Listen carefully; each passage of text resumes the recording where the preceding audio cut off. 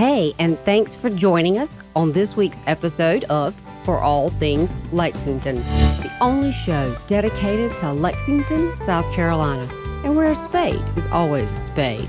Here we'll talk to and about people, places, groups, things to do, and places to go in and around Lexington, South Carolina.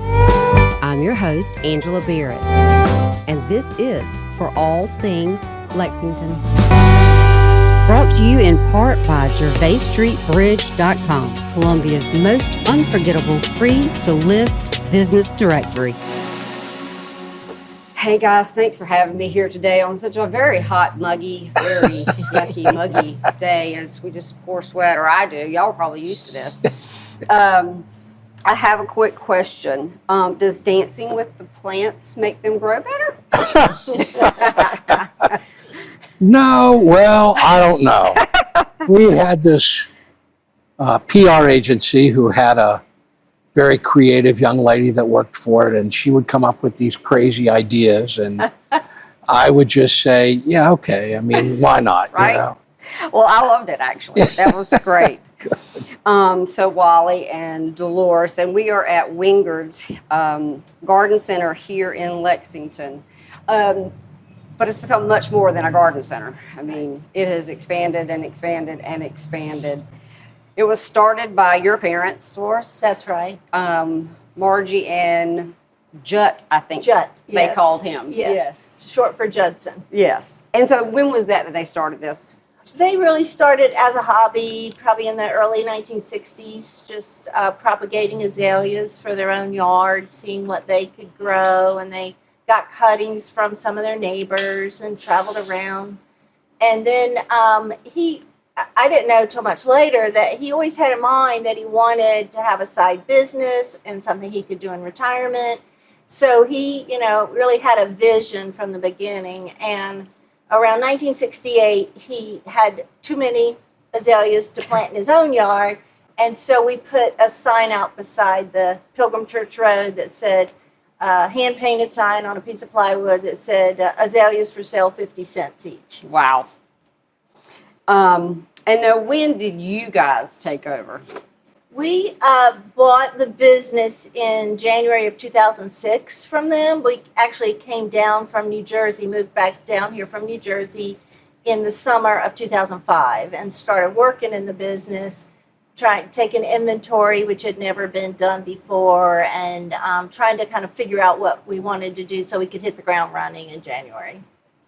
And y'all have done extremely well. I mean, y'all are like the famous couple here in Lexington with all the awards. And I was reading over like the Entrepreneur Minute and the Garden Gate Center magazine and the Green Prophet magazine. I think you've been on the front of that 2 times. So, I mean, y'all have just, like I said, our famous couple in Lexington. But yeah, y'all done really well. A lot of awards and a lot of... In fact, we just received it today. Garden Center magazine did a 2-page spread on the new department we opened up over in the produce. We remodeled everything and expanded it and created this backyard nature center. So they did a 2-page spread on that. Wow. We just got it today. Wow. Congratulations. Yeah, Thanks. I was actually just in there and I saw where there was the owl boxes, but one of them was a screech owl, which I lovingly right now have in my backyard. Oh, nice. Yeah. All night. Yeah, it's really fun. Yeah. Sounds just like that little squeeze animal in there too. So now you have the obviously the garden center. You've got the market with all the fresh produce and The Backyard Nature Center. And the Backyard Nature Center. Now, the produce and your meats and seafood come locally? Yes, they are. Generally, when they say buy local or local farm to table, it's generally within a 200-mile radius of wherever you're going to serve it. We get our stuff, our seafood comes from Wilmington. The produce comes from various farmers around here. My father-in-law used to grow these pecans, but they come out of St. Matthews. And so, yeah, we try to stay as local as we can. And it also depends on the season. So, you Right. can't get local tomatoes in Sure. February. And so as they start coming ripening in Florida and in Georgia, we get as close as we can. So Sure. we'll have Georgia tomatoes before we'll have South Carolina tomatoes. But the South Carolina tomatoes are just starting. But it's always domestic. We don't bring anything in from out of the country. Bananas. Well, but except bananas. Yeah. Right. Now, what about there's cuts of meat in the freezer in there, and I think I read on your website there was a particular farm that came from. We get that from JCQ Farms up in Saluda, Oh, okay. and Okay. they grow and slaughter and butcher and whatnot and create those cuts of meat. Yeah. We also often, occasionally have bison in. Yeah.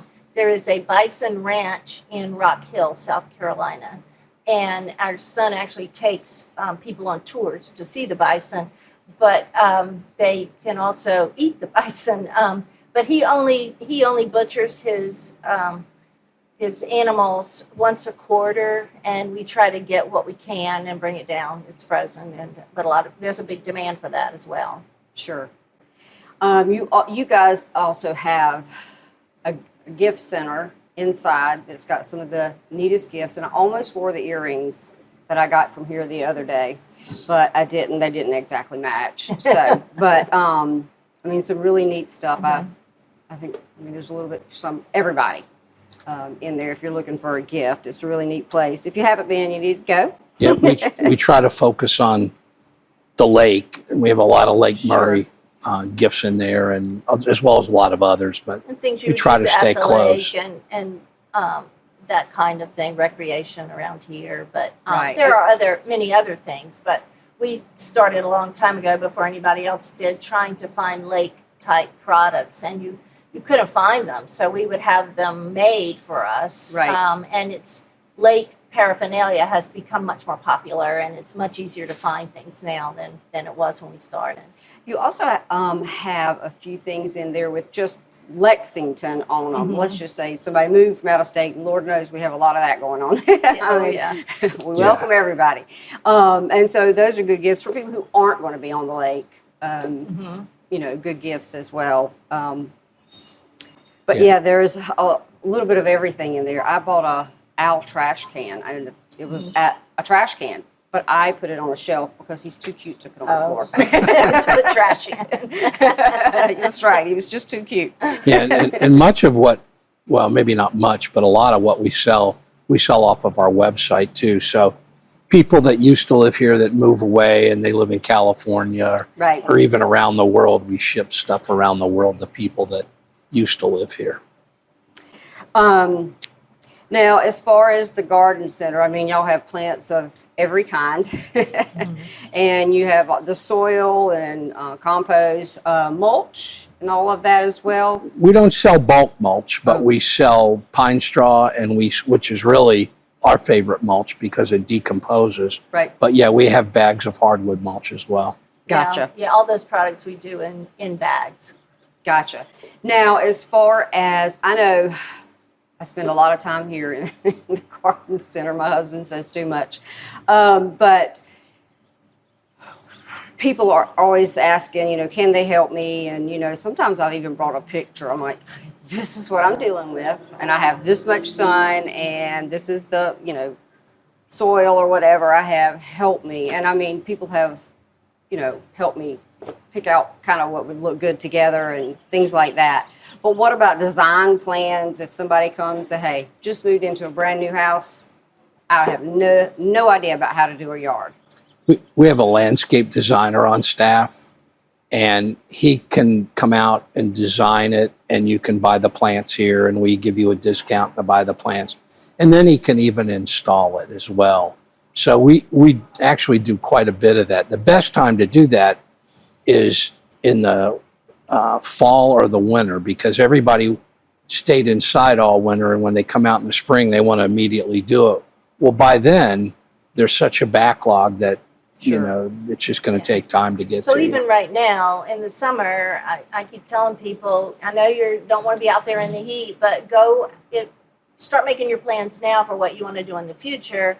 Get your design done this summer, and then you can plant in the fall when it's cooler, and it is the best time for planting.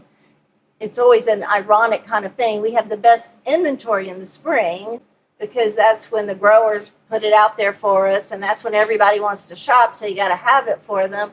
But the best time to actually plant is in the fall. So try to keep a balance in the fall to make sure we have enough for people that want to take advantage of that. Right. And speaking of fall, so y'all have a lot of herbs that are here. Is that the best time as well to do herbs? Because I know a lot of people start that in spring, so they'll have, but what is the best time Well, for a lot herbs? of herbs that we carry are not perennial. They're annual, like basil. You can't carry it over to the next year. So you're going to want to plant those in the spring so you can enjoy it all through the summer and into the fall. And so there's just a few herbs that we really winter over. Rosemary, lavender, if you can get it to grow, and a couple of others. But I always replant my herbs in the spring because that's when they're flushing out, and that's you want to eat the fresh herbs with your fresh vegetables and all that cooking that you do in the summer. Now going back to I call it the backyard bird place. And what do y'all call it inside? Backyard Nature Center. Okay, because it's got all the bird feed and all of that stuff. And that's fairly recent. You said that y'all put all that in. We started that, I want to say, in 2016. We had considered buying a Wild Birds Unlimited franchise, and probably would have, but they wouldn't allow the franchise to be inside of our business. They wanted it to be standalone. So we backed away from that and said, well, we'll just create our own. And so we've done that, and it's much more than birds. I mean, it's it's frogs, it's whatever's in your backyard, butterflies, bees, big bee business. People think you got to have honeybees to have bees, but honeybees are not native, and they're not the best pollinators for plants. You want to use native bees. And so we sell mason bees in the spring, and then you have mason bee houses, and you have things to attract them, and there's like kind of a whole cadre of things that go along with it. We also sell ladybugs for your garden because they will eat the unwanted insects. And we sell praying mantises. Back in the spring, we sold them. So we're always just, looking for things that are natural ways of gardening and in ways of enjoying nature in your backyard. Now, in addition to that, y'all do like workshops here to help people with not only planting, but I imagine some of this that you're talking about, natural ways to help out your plants. Y'all have different workshops? Well, we used to do a lot of workshops, and then when COVID hit, we couldn't do them because it was just too many people in one place at one time. And so we really have been slow to gear back up to doing that. But we do have videos on our website where we have a monthly newsletter that we always have some kind of informational type of thing, how to prune this, or these are all kind of different ornamental grasses that you might want to have in your landscape, or things, just informational types of things. How to grow vegetables. I mean, we've got our own YouTube channel. So you can go find us and find out about anything you want to know about growing something. Okay, cool. Now, what about, have y'all started back since COVID, Art in the Garden? That used to be a huge event. I enjoyed Art in the Garden a lot. I think I'm the only one here who enjoyed Art in the Garden. It's a lot of work. It's a lot of work to kind of transform this place so that, we had at one time 1,200 or more people on the property at once, and we ended up having to limit it to 1,000 going forward. After that, it was just too many people. But to transform this place so that that you can fit 1,000 people in here and feed them and serve them drinks and have set up a band. And it was just exhausting. People loved it, but our employees were glad when we said we're going to stop doing this for a while. Darn. We may do it again, but Maybe on a smaller scale. On a smaller scale. And not try to have a big band in here where you have seating and a big stage and everything, but maybe do something similar, but have smaller, maybe a couple different acts situated around the garden. So you're strolling around, eating, drinking, talking with friends, and hearing the music at the same time.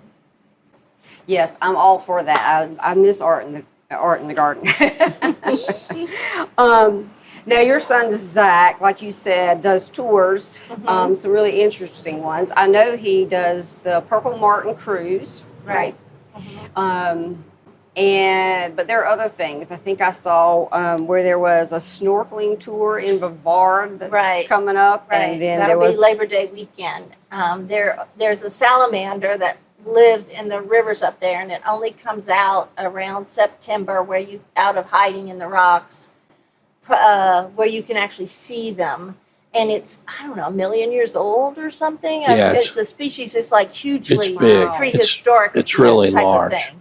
Wow. So that's when he loves that. I'm going, people really want to look at salamanders in the river, but there'll be a few. There'll be a few that'll go. Yeah. There was only a few spots left when I saw it yesterday. Yeah. And then there's like dolphins in Kiowa, and like you said, the bison, and so that's probably.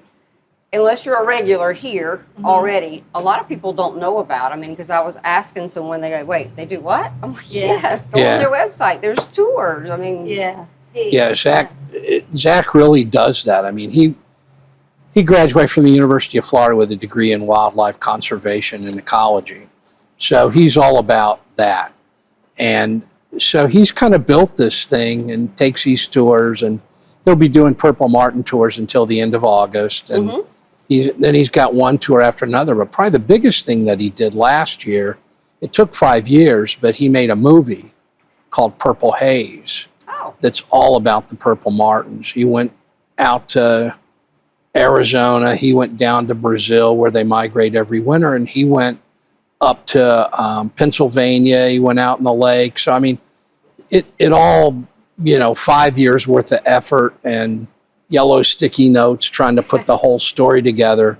And he showed it last year at the Ice House and had about 700 people show up for it. Yeah, I missed that. Yeah, it's pretty cool. I think he's got plans to sell the DVD, but like he just got back from the Audubon Society out in Austin, Texas, and he's going back out to Arizona to show it. So he's got showings around the country.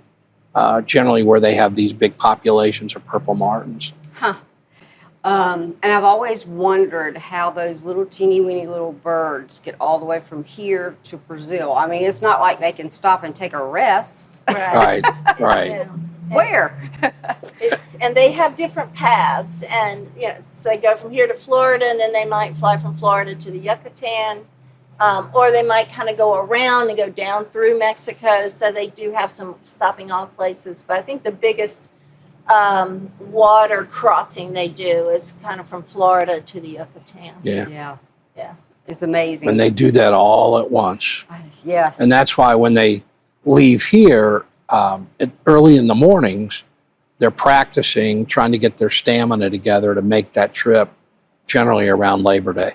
Yeah, and if anybody's not been out on the lake to see the Purple Martins, it is amazing because it's like the group is dancing, as they fly. It's beautiful. It is. It really is. They are. They're amazing little tiny birds. And part of his movie is he was able to track a Purple Martin from Erie, Pennsylvania to Baum Island all the way down to Brazil where they winter. So he was able to track one bird that far. Wow, that's amazing. Purple Haze, the name of the movie. Purple Haze. Nice.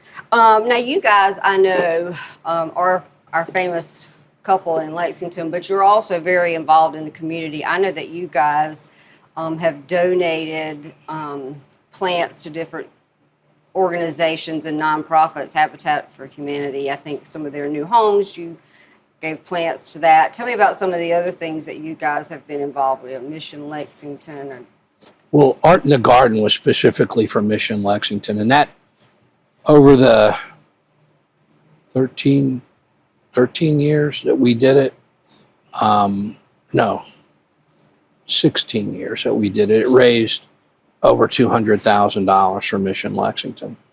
We're involved with Habitat. When they go build the house, we donate plants. We're involved with the Lexington County Choral Society. We sponsor their concerts. We've donated plants to numerous nonprofits that are having fundraisers for one thing or another. Carolina Wildlife Center, we're pretty active with. Yeah. And one thing that we do is Eagle Scouts will always come in here and want us to donate plants for their Eagle Scout project. And we're like, well, it's your project. It's not our project. So we offer to let them work for us to pay for the plants.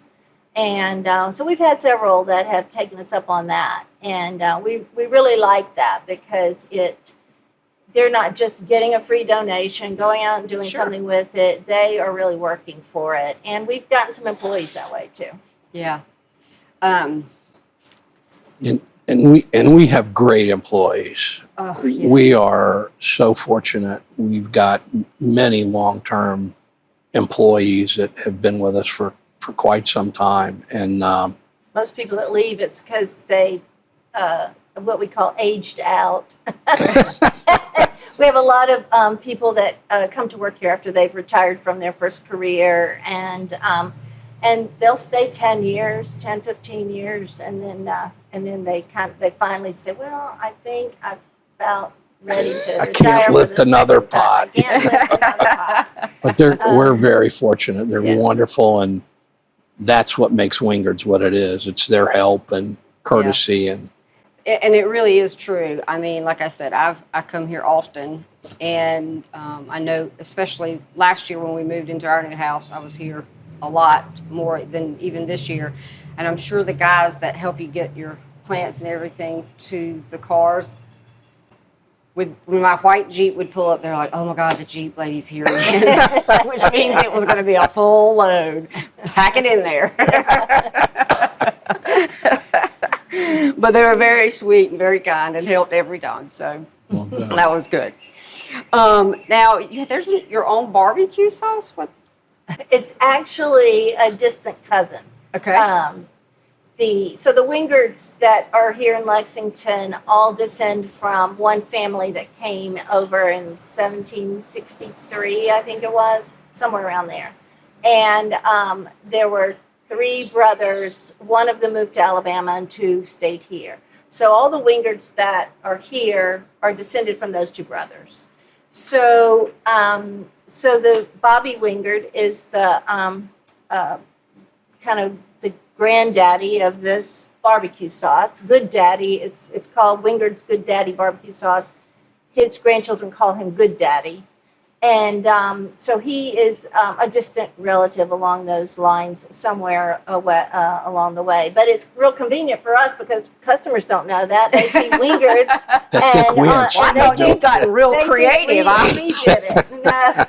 No, we have to give them credit. They kind of took it on as a family business. They have 3 children, I think, and their children are involved in one way, shape, or form with it. And I think they have it in 70 locations around the country. I think they have it in more than just South Carolina. And they sell it online as well. Yeah. Yeah, we were up in Rock Hill at a meat market up there last week and looked down, and there it was, and so they sell a lot of it, and we're happy for them. Yeah, and it's very similar to the sauce my dad would have made. I think he probably had a little more mustard in his sauce than they do, but it's good. We love it, and we love having the name on there. It's like we had always felt like we needed a local barbecue sauce, but we just kind of were reluctant. We didn't find the one that we wanted. So they started talking to us about 5 years before they actually came to market with this thing. They kept bringing us samples, and we kept saying, yeah, come on, we'll buy it, we'll promote it, da, da, da. But it took them quite a while to get the package, get the bottling right and the packaging and what all they had to do to bring that to market. And so we were real happy when they did. It got to be a joke that he would show up again and say, okay, we're going to be ready in like 6 months. And we'd go, yeah. Oh, I meant to bring this up. So one of your employees I know who's been here quite a while also has the bird that stays back here, and I love that bird. I forgot the name though. What's Matilda. Matilda. And Matilda is a boy. A boy. Oh. Well, you don't know unless you have birds tested, because it's not like you can tell with a cat or a dog or whatever. You have to have them. So I had a big Amazon, I guess it was like a blue front Amazon, and didn't know. Picked him in an egg, back when we had Vitas. Yeah. And found out he was a boy, much later. But you don't know when you're naming them. That's right. That's exactly what happened. And what's interesting is, so Matilda belongs to Heidi, who manages our annuals and our greenhouse. And then another woman that we hired has a cockatoo as well, named Sophie, I think. But her bird has never been to visit us. But it was kind of interesting because as soon as Heidi met Marianne and found out Marianne also had a bird, it was like, okay, you're hired. We're, they're two peas in a pod now. Yeah, I enjoy when Matilda's here and get to see him. Yes. Yeah. So, any plans in the future other than bringing art in the garden? Any other big plans, any kind of expansions, or you've got events that you're kind of playing around with? Or? Well, let me just go back to Art in the Garden for a minute. When we started Art in the Garden, it was 2006. 2006. Mm-hmm. We had just moved back to Lexington from New Jersey, and there really wasn't a lot to do around here. Yes. And if you went anywhere for an event, they served barbecue and beer. And so we said, the Ice House wasn't here. Right. Trevinia's wasn't even here. There were very few restaurants. And so we said, we want to have an event that's not barbecue and beer and has music, because there just wasn't that kind of opportunity.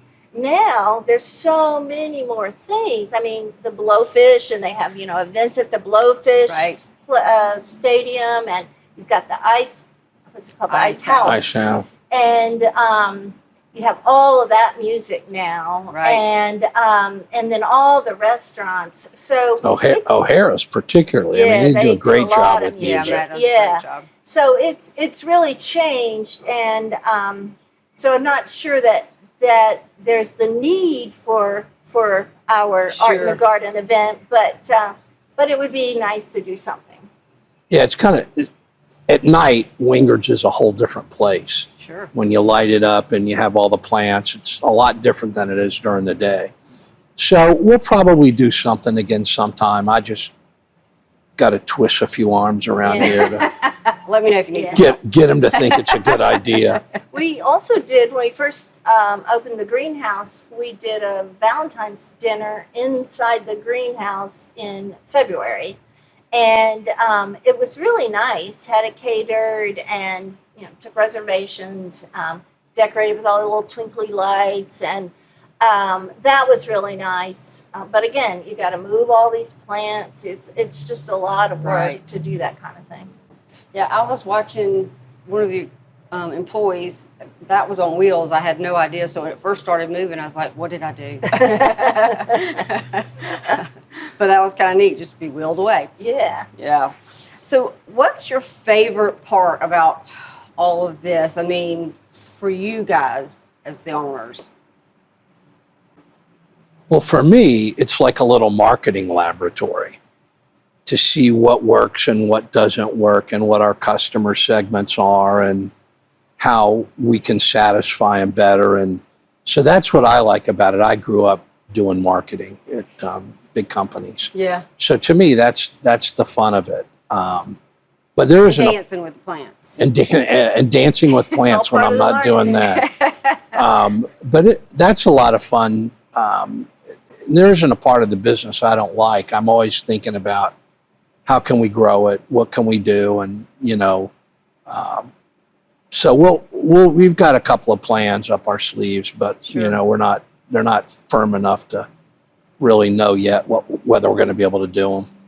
Well, I like it, the fact that it's just so beautiful. It's our people just keep everything looking great, and I don't have to take care of my own yard because I can come here and look at beautiful flowers. So, and I just don't have the time or the energy to do it at home. So I just enjoy it here. But it's really breathtaking just to walk through when it's quiet and just see the flowers. And there's something that kind of relaxes you and gives you relaxes you, yet it also gives you energy to be in that environment. So I like that the best, and being able to help our customers experience that, and also to help our employees be able to enjoy dealing with customers and helping customers. But in addition to that, Wally and I both have majored in business. We both have MBAs, and so our hobby is talking about how to run to run the business, and other people's business. Half the time we're talking about, well, they should be doing this, but that's what we like to noodle around with is how to make the business work and what else we can do with it, and what are the numbers saying, and what are the trends, and where should we be going. And so for us, it's just it's kind of in our DNA. Yeah, well, it works. It works. So when you guys aren't here, which I know is a lot of the time, but what's your favorite? Where do you go? What's the place in Lexington you say, we haven't been in a while, or we haven't seen so-and-so in a while? Other than playing on the lake, I get that. Well, I like to go anywhere tropical with a rum drink. I mean, that's where you'll find me. Within Lexington. Yeah, I was like, where's tropical? In Lexington, we like to go to O'Hara's. We like to go to the Mediterranean Cafe. Mm-hmm. We've been to the Ice House a few times to see different things. We ride up to Newberry occasionally to Bar Figaro, which is pretty cool. Yeah. There's a new place across the dam called George Roberts Oyster and Wine Bar, or yeah. something like that. It's really good. We just found it. It's great. Yeah. I haven't been there yet. So we do like to eat. We like to get in the car, drive somewhere to eat.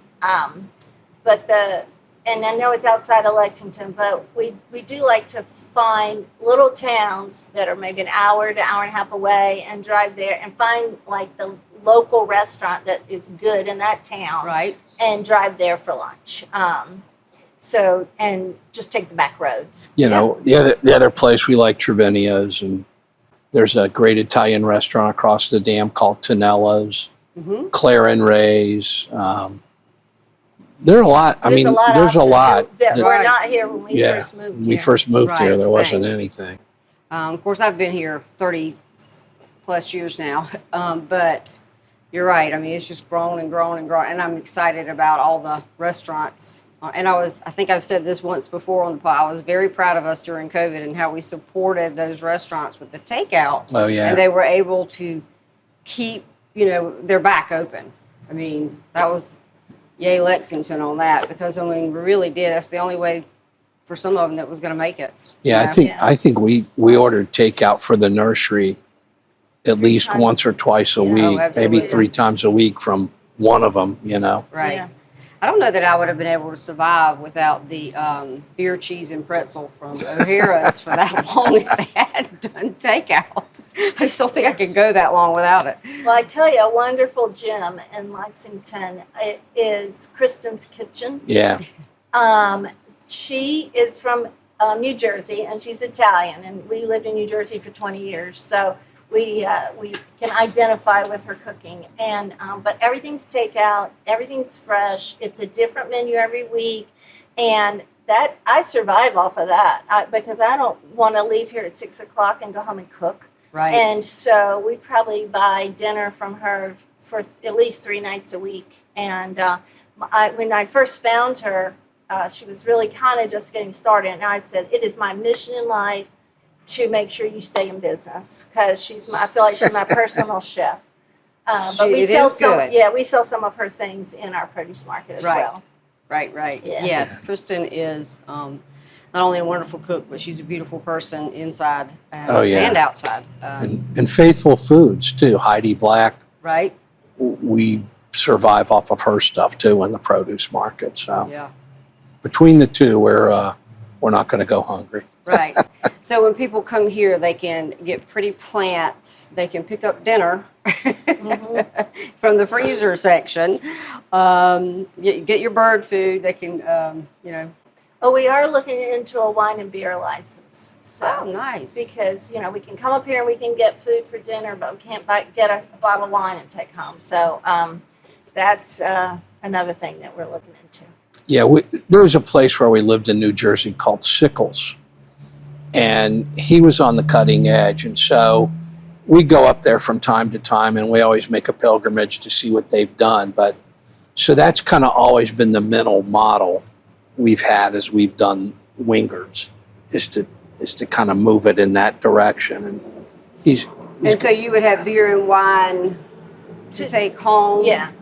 Not to pour. To sell a bottle or a 6-pack or whatever. Oh yeah, nice. Craft beer. It would be craft beer, local kind of stuff, or South Carolina kind of stuff. So, and the wine would be more unusual wines, not what you just kind of pick up at the grocery store typically. Gotcha. So that'd be neat. Yeah, that's what we're thinking about, just to pair it with what we already have. And one of our employees ran a winery in New Zealand. So we're going to start drawing on her strengths as we march down this road. Yeah, well, that'll be really neat. Yeah, that will be definitely another asset here. Well, guys, I thank you. I know you guys have a lot of work and probably want to get back into the air condition while you can before your masses come today. But thank you so much. Well, thank you. This has really been delightful. We appreciate you coming out. Thanks. Thanks for hanging out with us today, and we hope you enjoyed the show. If you'd like to be a guest on the show or have a person, business, idea, an event that Lexington needs to know more about, email me, local@forallthingslexington.com. That's the number 4, y'all. This episode was brought to you by the real estate agents at Home Matters, building on service, relationships, and on what matters to you. Find out how you matter and how they can help you with buying and selling your home at homematterssc.com.